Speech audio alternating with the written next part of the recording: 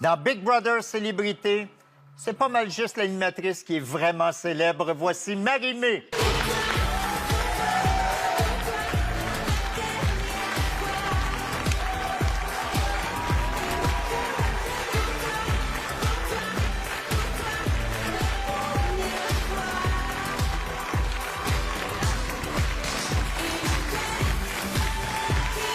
Bon, une autre chanson qu'on se rappellera plus dans 7 ans. Là. Comment ça va, Marie? Passe vite, ça passe, ça va très bien. Merci d'être là. Elle vient d'arriver de Big Brother, est-ce quand même t'as fait ça vite avec des gros talons? Écoute, je portais ce kit-là en dessous de mon veston rouge, la magie de la télévision, toute chose. C'est la 3e année de Big Brother Célébrité. C'est l'émission la plus regardée à nouveau cette saison. Comment t'expliques un tel succès? Ah, là, ben les gens. Les gens qui suivent cette émission-là. Il y a une production extraordinaire aussi que j'admire. Il n'y a pas une semaine où je suis sur ce plateau-là où je voudrais être ailleurs. On a tellement de fun, puis je pense que ça, c'est contagieux. Mais tu reçois devant toi des gens brisés qui viennent de se faire expulser, puis ça, t'aimes ça? Ben... Non, mais c'est tellement fragile, cette chose-là. Tu viens de passer plusieurs semaines isolée avec des caméras. Mon rôle, je le prends pas à la légère. Je veux qu'ils aient un atterrissage tranquille. Pas évident, parce que tu leur montres comment ils se sont fait jouer dans le dos. Là. Je le sais, exactement. Mais tu sais, Marie-Mé, ils ont demandé à Anaïs les 2 premières années de participer. Et heureusement, pour l'émission, elle a dit non. Pourquoi? Dit non? Ah, mais je serais incapable d'aller là. D'abord, je suis claustrophobe, là, enfermée, je serais pas capable. Puis, tu sais, les injustices, les jeux dans le dos du monde. Hey, je pleure et je cours à travers un mur. Je pourrais pas. Mentalement, je pourrais pas. Mais moi, c'est la même chose. Je le ferais jamais, là. Non? Jamais. Oh, jamais, l'an jamais. prochain. Non! Marie, couchant un petit bonhomme en pyjama en train de pleurer. Je serais comme tout le monde est le même. Puis là, tout le monde me jouerait dans le dos, puis je serais la première sortie. Non. Mais cette année, je trouve que c'est vraiment meilleur que les... Puis je sais pas si c'est parce que tous les gars hétérosexuels blancs ont été sortis un par un. Mais non, mais les premières années, on parlait quasiment plus de ton look. Oui. Puis, tu sais, t'as quand même des looks, comment je dirais, spéciaux, funky. Hey, Mané, t'as juste un chouchou à cheveux qui cache les bouts de sein. Non, mais... non, mais... je parle pas de la quantité de tissu. Je parle que des fois, t'as l'air de même pas pouvoir t'asseoir puis marcher. Clairement. Est-ce que c'est arrivé que tu dises non à un kit? Ben non. Mais en fait, là, les gens portent beaucoup plus attention à mes kits que moi. Oui. T'sais, moi, ça se fait là, la veille, on fait un essayage. C'est très simple. Je le file-tu ou je le file pas pantoute? T'sais? Puis là, quand je mets quelque chose, je l'assume à 300 %. Puis pour vrai, ça me surprend à chaque fois. Puis des fois, je porte des trucs, puis je suis comme, hey, ça va faire jaser. Ça fait pas jaser pantoute. Si les je fois, pense je m'y autre attends chose à pas. l'émission, ça jase moins. C'est ça, fait que mon look, il compense pour Ouais. les choses. C'est ça que tu dis? C'est Hey, marketing. tu la Pas cette regardes- année. Elle la regarde à chaque jour, elle a vu les 3 ans au complet. Marie, pour souligner tes 20 ans de carrière, tu as revisité certains de tes succès dans le cadre de l'émission spéciale Marie-Mé Immuable, qui sera présentée à Télé-Québec samedi prochain. Tu sais, habituellement, je fais jouer des chansons. Ouais. Eh bien, On a brisé Manon le clavier. Brisebois, notre réalisatrice, elle t'a fait un montage vidéo de tes tunes, Manon.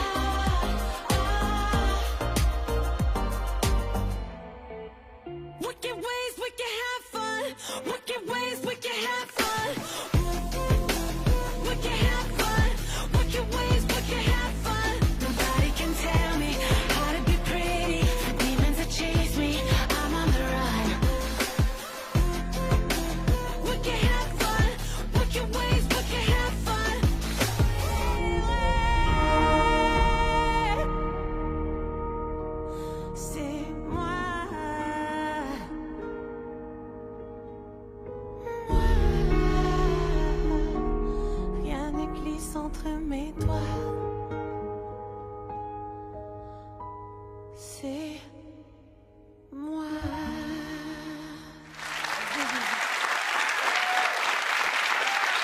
Et l'émission, c'est tout ça et bien plus encore. C'est très intéressant à regarder. Je n'ai pas vraiment retenu tes kits, contrairement à Anaïs. Ben moi, je me demande, le pantalon noir, là, t'as pas de bobette? Non, c'est pas vrai. Continue. Hey, des fois, je suis contente de pas être une fille. Dans cette émission, tu Bravo à la revisites... sélection des images, by the way. Hein. C'était parfait. Mais c'était... Oui. Dans cette émission, tu revisites tes premières chansons. Tu en présentes 2 nouvelles. Oui. Il y en a une qui est en anglais, Oui. Wicked Ways, qu'on a vu. Et ton émission, cette émission-là, s'appelle Marie-Mé Immuable. Immuable, ça veut dire durable, inébranlable. Ça te correspond bien, je te connais, ça va avec toi. Mais ça veut aussi dire figé, inchangé, définitif. Ça porte à interprétation. Bien, en fait, je trouve que ce qui nous change avec le temps, c'est les expériences, c'est les circonstances. Il y a plein de trucs qui nous poussent à se transformer avec les années, mais quand on revient à la source, je suis la même personne qu'à mes débuts. Il n'y a rien qui a changé. Ce qui a changé, c'est tout autour, mais moi, je reste la même personne. C'est pour ça que je trouvais que ce mot-là, c'était le bijou. Bien, comme disait Céline Dion, on ne change pas. C'est ça. Il y a 2 nouvelles chansons, Wicked Ways, qu'on a vu tantôt, où tu te faisais aller le Borloo, mais une Ben autre oui. qui s'intitule Pour toi, et elle sera sur ton prochain album. Ouais. On regarde un extrait, Manon. Et mon cœur qui bat pour la dernière fois pour toi. Pour toi. Et mon cœur qui bat pour la dernière fois pour toi. Pour toi. Pour toi. Pour toi. Pour toi. La dernière fois. Et mon cœur qui bat pour toi. Pour toi. La dernière fois.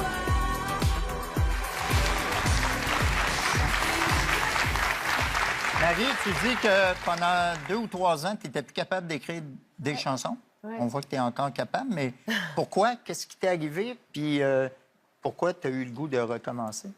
En fait, j'ai toujours été comme ça. À chaque fois que je termine un album, j'ai le sentiment profond d'avoir dit tout ce que j'avais à dire pour cette période-là.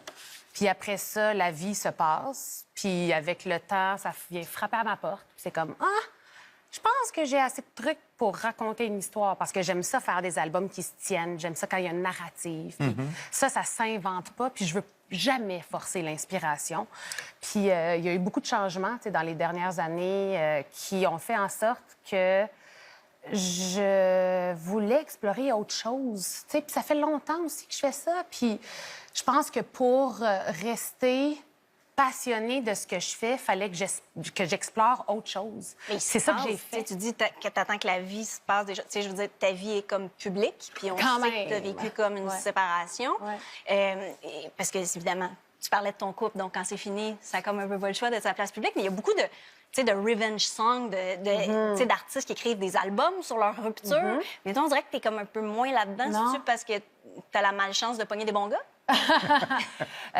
Ben oui, premièrement. Tu sais, pour vrai, j'ai eu 2 hommes en 20 ans. Tu sais. Fait que quand même, si ça t'a fait aussi longtemps Ouais. que ça, c'est que c'était des C'est- bonnes personnes. Ouais. Donc, j'ai jamais cette petite graine de revanche-là, là, de sentir que j'ai à exprimer quelque chose. Si j'ai quelque chose à exprimer, je m'exprime avec eux. Mais ceci dit, je pense que c'est juste important de pas forcer les choses. Puis quand j'écris une toune, je veux que ça vienne de la bonne place. Puis la revanche, pour moi, c'est pas nécessairement une bonne place. Moi, j'essaie de me sortir de ce processus-là, puis de capter les mots qui viennent à moi quand j'entends une musique qui m'inspire, puis de pas prendre le crédit pour ça. Moi, je dis tout le temps, ma job, c'est de prendre ce qui est là. Puis si ça fait une chanson, en bout de ligne, tant mieux. Mais je voudrais jamais blesser personne avec mon écriture. Puis à chacun son processus. Puis la tu sais. chanson de rupture, là, la nouvelle, c'est pas... Écoute, Dave, c'est la première personne qui l'a entendue, cette chanson-là, il y a 2 ans. Il y a 2 ans, je n'étais pas séparée. C'est une coécriture avec 2 personnes extraordinaires, Max-Antoine puis Saenz. Puis le sujet est venu à 3. On a composé cette chanson-là à 3. Donc non, c'est pas personnel. Je crois on peut faire le lien quand même parce que, Je pense que tu l'avais c'est dit. facile à faire. Mais est-ce que ça vient d'un endroit où je sentais que j'avais besoin de parler de ça? Non, pas du Non. tout. Tu sais. Cet hiver, tu animes aussi un documentaire qui s'appelle Accro, troubles de dépendance. On regarde un extrait de la bande-annonce où tu expliques pourquoi tu t'es penché sur les troubles de dépendance. Manon. Le jeu, là, c'est vraiment une addiction féroce. Un moment donné, là, je me rappelle être chez nous, là, puis je me disais, tu vas pogner le fond.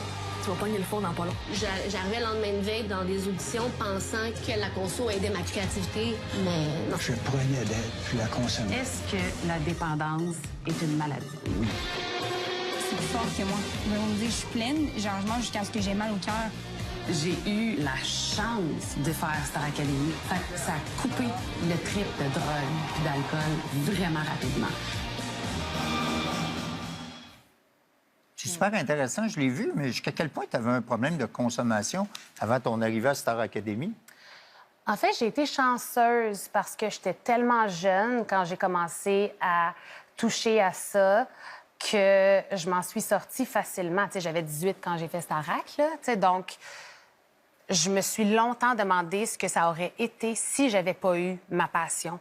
Ça aurait été quoi, tu penses? Hey, la vérité, c'est que je m'en allais pas tant que ça dans la bonne direction. J'aimais ça, sortir. J'aimais ça, me sentir high. Puis je me suis rapidement rendu compte que ce dont j'avais besoin plus que tout, c'était de me sentir à ma place parce que je m'étais jamais sentie à ma place. Puis quand j'ai découvert la musique, puis quand c'est arrivé dans ma vie, ça a été un exutoire. Toutes les émotions que je ressentais, tout le sentiment de « j'ai pas ma place, je suis pas assez bonne », j'avais un outil pour l'exprimer puis le sortir de moi et de ne pas être prisonnière de ces émotions-là. Donc, qu'est-ce que ça aurait donné? J'en ai aucune idée. Je connais simplement l'importance de se rattacher à quelque chose qui nous nourrit sainement. Puis pour moi, la musique, c'est ça. Ben oui, une dépendance à la scène, à la musique. Mais ça, oui, pendant des années. OK? Je mentirais si je disais que j'avais jamais été accro à l'amour du public puis aux sentiments qu'on a quand on est sur scène. À un moment donné, ça devient très, très fragile, cette affaire-là, parce que dès qu'on te l'enlève, elle est où ta valeur? Puis moi, je l'ai frappé, ce mur-là, à un moment donné. J'étais épuisée, puis c'était plus assez, cet amour-là. Puis j'ai pas eu le choix que de me rebâtir, que de me reconstruire, que de me demander je suis quoi en dehors de ça, en dehors de cette valorisation-là, en dehors de ce que je connais. Qui suis-je vraiment? Puis je serais pas revenue en musique si j'avais pas réussi à trouver cette réponse-là. Donc, je suis très fière de dire aujourd'hui, je ne suis plus dépendante à ça. J'en profite. J'aime ça faire des shows. Peu importe ce que c'est que je fais, que ce soit en animation, que ce soit en cinéma, que ce soit en tant que chanteuse, je le fais pour les bonnes raisons. Puis je pense que c'est aussi ça, tu sais, le chemin vers la guérison de soi. Voilà. Dans le documentaire, on te voit discuter au téléphone avec une de tes proches qui a eu des problèmes de consommation qui restent anonymes. Est-ce qu'il faut avoir côtoyé une personne dépendante pour aider, pour comprendre ce sujet-là? Oui, bien en fait, c'est que tu es confronté à l'incompréhension. Je pense que c'était ça mon problème. Je me demandais si j'avais aidé cette personne-là de la bonne façon. Puis, il n'y en a pas de bonne réponse, mais c'est ça. Mais il y en a c'est touchant pas de quand tu lui bonne poses réponse. cette question-là dans le documentaire. C'est Parce que confrontant. la réponse n'est pas nécessairement 100 ce que tu aurais voulu, je pense. C'était exactement ce que j'avais besoin d'entendre, puis Ouais. c'est exactement ce que je pensais. Parce que je sais que pendant ces années-là, avec les outils que j'avais, c'était facile pour moi d'être, on appelle ça tough love, hein? On est, tu sais, comme bon cop, bad cop. Tu sais, c'est tellement facile de dire, ben voyons, Réveille. toi, ben, c'est ça.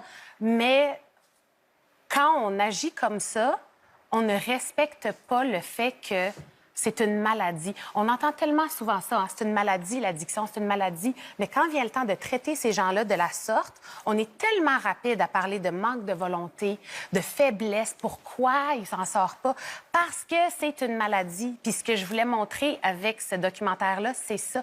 C'est qu'il y a personne qui peut sortir quelqu'un de l'addiction. Ça doit partir de la personne en tant que telle. Nous, la seule chose qu'on peut faire, c'est offrir de la compassion, de l'amour. Des fois, c'est un peu de tough love, pas tout le temps, de dire qu'on est là pour eux et espérer qu'ils veulent s'en sortir par eux-mêmes. T'sais. Marie, est-ce que tu restes avec nous? Ben oui, c'est ça. Merci. C'était Marie-Mé. Ta chanson « Pour toi » est disponible sur les plateformes numériques. L'émission Marie-Mé Immuable sera diffusée samedi à Télé-Québec. Le documentaire Accro, trouble de dépendance est déjà disponible sur Crave. On te retrouve tous les dimanches à Big Brother Célébrité sur Nouveau. Merci. Merci.